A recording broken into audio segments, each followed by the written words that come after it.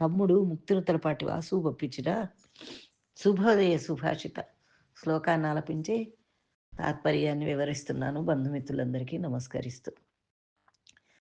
పూజనీయా మహాభాగా పుణ్యాశ్చ గృహదీప్తయః స్త్రియః శ్రియో గృహస్యోక్తాః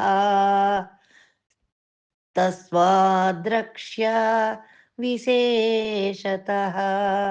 స్త్రియః శ్రియో గృహస్యోక్తాః తస్మాద్రక్ష్య విశేషతః.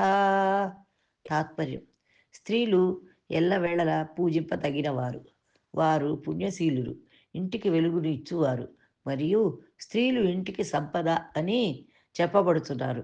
అందువల్ల స్త్రీలు మన చేత అన్ని విధాలుగా రక్షింప తగినవారు అని ఈ శ్లోక తాత్పర్యం.